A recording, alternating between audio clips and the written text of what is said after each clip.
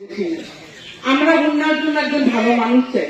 আমরা উন্নয়নের জন্য কোনো বালুচুর, কোনো সন্ত্রাসী, কোনো কিছু শিক্ষা নিয়ে যারা ব্যবসা করে তাদেরকে আমরা এখানে চাই না।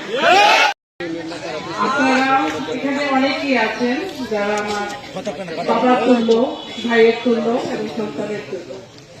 আপনাদের অনেকের কাছে হয়তো আমি আমার নির্বাচনের সময় আসতে পারি নাই, অথচ আপনারা আমার কাছ থেকে এক কাপ চা না খেয়েও আমাকে আপনারা সবাই দোয়া করেছেন। এর জন্য আপনাদের কাছে সবার আগে কৃতজ্ঞতা।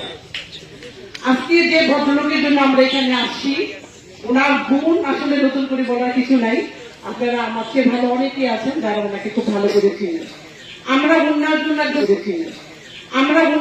একজন ভালো মানুষ চাই।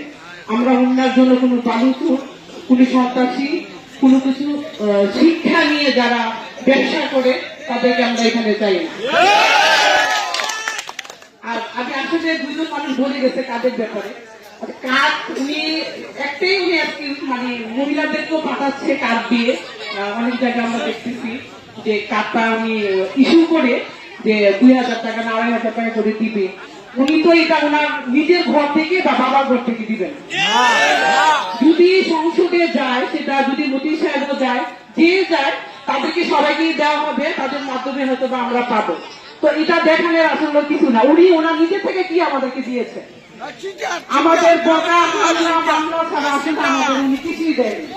এখন নতুন করে শুরু করেছে আমাদেরকে বহিষ্কার।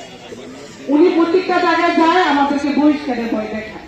আরে ভাই, আমরা উন্নয়ন মানুষ, আমাদের শুধু পেটে শুধু কলিজা না, বুক ভরা কলিজা।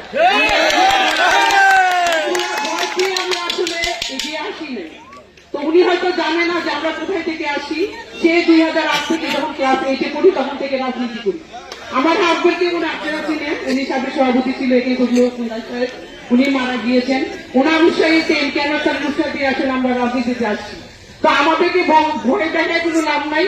আপনাদের কাছে ছেড়ে দিলাম, আপনারা একটু বিবেচনা করবেন যে আসলে কে ভালো, তার কাছে গেলে আমরা আসলে উন্নয়ন মানুষ ছায়া পাবো, ভালোবাসা পাবো, দোয়া পাবো।